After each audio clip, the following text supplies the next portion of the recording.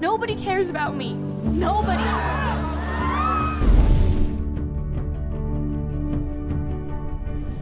Huber, I need a high five because I got all this adrenaline. Yeah! Just finished Life is Strange Moments episode 3. ago, hot Moments off the before presses. this, I ran out of the room to your desk and I Yeah. was like, oh my god. So this is a spoiler full. Full Not spoiler spoilers. free. We go full disclosure, full spoilers. Spoiler alert. When we talk about Life is Strange, so I hope that you have played episode 3, Chaos Theory. This is heavy spoilers because this is the only Just Played where Elise and I take notes for. Yeah, both of us. Diving deep. I don't even know where to start. I feel like a good starting ground is just talking about Max and Chloe's friendship because... Before that, I actually want to talk about... I'm sorry. No, that's okay. I'm sorry. That's okay. I just briefly... You started I think this is a good segue, a continuation. A continuation from last one. Okay. Because in your game, Kate is suicide. dead. What were the repercussions in the beginning of your episode? Because in mine, she goes off to a... to like a convent or something. Yeah, like that? to a like girls' a school or something. Yeah. Maybe. I mean, just in the principal's office, and it's heavy. And Nathan Prescott is, he's of course in there as well because it's been kind of insinuated that Kate did this because of him in the Vortex Club. Though the principal, there's something going on with the principal. I mean, we broke into the principal's office. He's sketch. Later. He's clearly an alcoholic, maybe, but he's in bed with the Prescott family. Yeah. So of course nothing bad. Nathan Prescott gets suspended. And we kind of have an eye on us. There's sort of the question posed as to why we knew she was on the roof or how we got up there so fast. But generally, the response towards Max in this episode with the fallout of Kate's death is sort of like, well, Max, you were a good friend to Kate. When I speak to the cop later in the diner, he kind of says to me, like, that was a good thing for you to do to try to help her. There is no real true fallout against me, though it could come to bite me later. Yeah. The only thing for me was near the end, I forget her name. She has like kind of like pink hair. She's standing near the puddle. The bus stop. The Alyssa, bus stop. I think Alyssa, her name I think. Yeah. I made a date with Alyssa to go see Kate. Oh. So but that didn't happen yet. So I'm wondering if that's interesting. Yeah, that was the only thing. The one thing that keeps coming up to me is that keeps getting thrown back in my face is that I didn't cover for Chloe with the joint. They keep. No, I didn't cover for her at all. I stayed hidden. But it keeps like getting brought up to me, like because I thought if I busted out and I was hiding, I thought she'd be in more trouble. I think I said it was hers maybe, but it keeps coming. They keep throwing it back in my face. Like Chloe keeps saying like, if only you'd covered for me with that joint, and I'm like, dude, let it go. But I'm wondering if the game's trying to guilt me into like doing shit for her now because Max and Chloe's friendship it's a really weird, to me it's a little bit of a destructive friendship because Chloe is such a like destructive person. She can be a nice friend to Max, but to me it's like it's kind of always about her. And it's sort of like she flies off the handle when originally I didn't take her side when her and David got into the fight after breakfast. I took David's side and defended him. And Chloe like flipped out. You did? I did because I kind of don't think that David, what he was doing with surveillance and everything was weird and creepy. Yeah. But I think he was doing it in kind of he thought there was something up. It was really intense. I took Chloe's side and he goes, "You damn women. Always sticking together." Guy was nuts. He was nuts, but when I took his side at first, he was really rational about it. And he was like, I can't. Chloe flew off the handle and Chloe flipped out, and I thought, wow, like Chloe doesn't necessarily maybe always have Max's best interest at heart. She's maybe about herself first, which sometimes those kind of people like it is Max sort of following Chloe's lead. The mother was happy with me when I took Chloe's side. Yeah. The mom was like, "Yo, it's not your fault. Don't feel bad. Like he brought this on himself." When I originally took, I don't remember how the mom reacted. Yeah. But yeah, it was. I eventually rewound and then I took Chloe's side, of course. But yeah, but like we are following her to like the very end. Like we broke into the school with her, and then of course she like pushed it further. What about the cash? I didn't take it. Did you? I didn't take it. No. I was shocked when I saw that 84% of players took the handicap fund money. I was shocked. Said, what the heck, people? I was shocked. But you know what? Do you think that was foreshadowing the end of the episode, which we will get to later? Chloe wanted us to take the cash for the handicap fund. Crazy. That's really crazy. Isn't that nuts? That is nuts. I didn't even think about that. We will get to that, though. I didn't even think about that. Mind blown. But breaking into the school and going to the principal's office, I was like, maybe there's something up with this. Everyone has their secrets, I suppose, is what this is trying to tell us. But did you try to kiss Chloe? I did not. What because happened? I'm all about Warren. Okay. I'm all about him. So I am all about Warren too. I didn't. So I've gotten the impression throughout the game that maybe Chloe could potentially be into Max, but I've never gotten the impression that Max is into Chloe. Exactly. But I thought like, screw it, I'm gonna try to kiss her. And then Chloe was like, whoa, what are you doing? What? Yeah. What did Chloe do when you didn't? She like played it off really weird. It was really awkward. It was really subtle. She was just like, oh, saving yourself for Warren or something like that. And that was it. It was really brief. With me, she was like, oh, Warren we'll forget about you now that you're into woman-on-woman action. Yeah. Was kind of her response to me. That was weird. I just know Warren, he was trying to like take me to the movies. Yeah. The drive-in movie theater. He was like buying tickets. He was like, oh, they're sold out. He's trying. And it makes the end all the more heartbreaking. Yeah. Did you get the text from Kate's dad? Oh, I guess you wouldn't have. Okay. Yeah, because Kate's alive. Yeah. I got one from her, actually. Oh. She said, yo, thank you for being there for me. You were my best friend of all time. It's emotional. Kate. I was emotional when I got the text from Kate's dad because it just kind of... Was he angry or was he sad? No, it was super thoughtful and just like poignant. He was like, thank you so much for trying to help Kate. Like, I got choked up for a second. Yeah. He said my daughter was so special to me, but it was makes me feel better to know that she had a friend like you that would try to help her. And I was like, wow, this is such a nice touch in the game because it was just something that you wouldn't think of them adding in, but they didn't need to, but it was just a really... I'm still blown away by how these choices affect the game. It's really mind-blowing to me. I love it. I love like erase. Everything about it feels so natural. None of it is like black and white. None of it is like, you made this choice, now this happens. It all feels so seamless. Yeah, because like even like when you hear the message on the answering machine that rats out Chloe, and you kind of... Did you delete it? I deleted it. Yeah, me too. But I thought, I wonder what would have happened if it would have like compounded the problem. Sure, the dad would be pissed, even more pissed. Yeah. Because like, oh, she's always getting in trouble. And the moment with Chloe's mom was really, really sweet too. When they were looking at pictures, this was a pretty emotional episode. What about the homeless woman?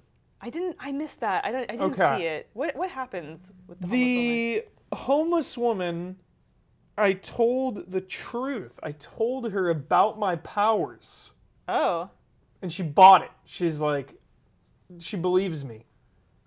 It was really weird. She was like, I forget the context of the conversation because it's been a couple days now, but you tell her and you're like, I feel a connection with you. Like, and the homeless woman is like, I feel a connection with you too. And then you have the option to tell her, you're like, yeah, I have this power to change things. The homeless woman is you.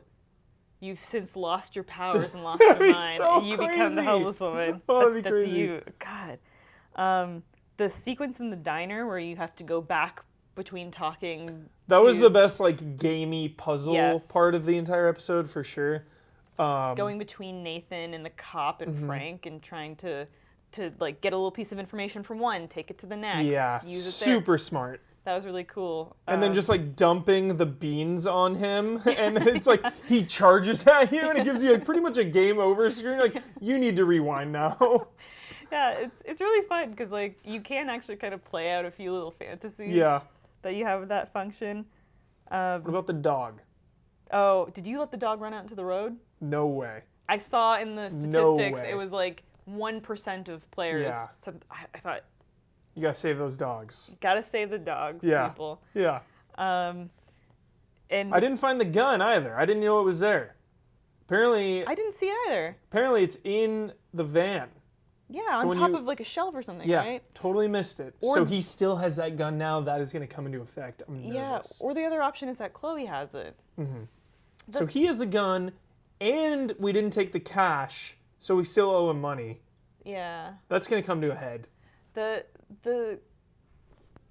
like relationship between like Chloe and Frank sometimes he seems like a not bad guy. Mm-hmm. That makes me kind of wonder about Chloe. Yeah. Because like I think Max is just so quick to like want Chloe back into her life, realizing that maybe Chloe isn't the best person for her, but that might change all now because there were huge events that happened. Well, really quickly on Frank as well, the fact that he had a relationship with Rachel Amber now that came out, I was like, this guy can't be that horrible if like he has some willing girlfriend. Yeah, and Chloe seems more sketchy now. She's jealous. Yeah, that's what it seems like. Yeah. And he saves dogs. Yeah. Like,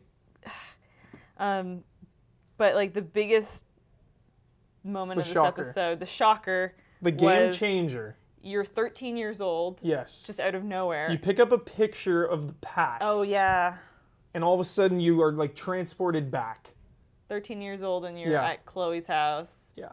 With her dad and her, and it's the morning when Chloe's mom had asked her dad to come pick her up, and the dad gets in a car wreck and dies. And you have the opportunity to save him. Yeah. And so I threw his keys out the window. Talk about a really insane moment that was just like, it was so powerful. It's like, okay, this feels so intense. I am now here and I can save his life. Like, he died. Her life was pretty much ruined because she has like parental issues. So the fact that you know he's gonna die and now you're doing anything you can to save him. You're like trying to find his keys. You can hide him around the house, but he's like a little key finder. You can throw him out the window. You know the mom is gonna call and ask to pick him up, so you gotta like tamper with the phone. It was just really tense. And do you think that there was a way that you had to save him, right? Like you had to do that. That was not a choice. How you did it was the choice, I guess. Yeah. But is Chloe's life better after is the question? Because like I threw his keys out the window. I threw the keys out the window and disconnected the phone, so he never got the call. Oh. But he knew to go eventually. Oh, that's weird. Yeah. Well, anyway, so because of that, he ends up taking the bus to go get her mom, and he doesn't die. And then, like, you kind of flash forward through all these images over the years. No, so now... But even before that, though, Elise, we go back to the present time, and now we're the cool kid. We are hanging out at the Vortex Club. Now we are the cool kid. Hanging out with, what's her name? Short hair, I don't remember her Hater name. Guts. But she's like looking up to us now. Yeah. And Public Enemy #1 is now like best friend. Oh God. So then you're freaking out. You're like, what is happening? Warren has a girlfriend. So then you go to Chloe's house. You're like, where the hell is Chloe in all this? The world is flipped upside down. Chloe's dad answers the door. Everything's fine. It's like a chilling moment because you're like, I'm getting chills. He's here with his family. Yeah. He's like, oh man, Max, like I'm glad you're here to see her. Come out, Chloe. Wheelchair bound, paraplegic. Chloe. Episode over. Episode's over. And the thing is like, you're like, is this Chloe's life better? Is Chloe's life better having her father and her family as a whole, but being paralyzed? Or is her life better with like her family life being in disarray, being a school dropout, being a druggie, being involved with violent people? Like, but having full control of her capabilities, like, is this a better life for her? Yeah. And it was such a hard like moment to see, but for me, seeing Chloe like roll up in her wheelchair was like the most peaceful. Yeah. Like the most peaceful expression on her face. She was like smiling almost. She was like a calm, like whole person. It was such a, and that's when I ran out. Yeah. of the capture room. But there are dead birds all over the city. There are whales beached. Like, I don't know what is happening. Oh, I forgot about that. Yeah, beached whales. Yeah. What's happening in the So now that you have Pacific changed Northwest. time considerably, not just a little rewind, put something in a different location, time has been seriously altered. The stakes have changed. But the players are the same. Players are the same. Who the hell knows what's going to happen next? I don't know. Do you want to be friends with the cool kids? I don't want to be friends. They're mean. They're mean people. I think Max is going to have this internal struggle of like, oh my God, what did I do to Chloe? Yeah. Like, it's playing God. Yeah, she is. She is at this point. Yeah. It's not just, rewinding. I like said a weird thing to somebody, I'm going to rewind it. No, it's like she is playing God. The city is falling from the sky. Mm-hmm. I don't know what to do. I don't know what to do. The notes don't help. The notes don't add up. What about the future? Don't do anything. Should we travel to the future? Do you think you'll be able to change, go way ahead? Well, but then we see the little blip from the next episode, which is a clip from the Vortex dance called the End of the World dance. Oh my God. So appropriately titled. Oh, and there's a picture of a gun. So the gun is coming into play. That gun, one way or another, someone's getting shot. This game is incredible. Yeah. A few weeks away, episode 4. We'll be back here. Oh, my prediction that it would coincide with Halloween was way off. I know. I wish it did though. It'd be awesome. But they might do something. Maybe the full release will come out, like the box copy or something. Oh man. Yeah. Really great game. Yeah. Jeez. We're gonna continue this journey. We're going all the way. We have 2 more.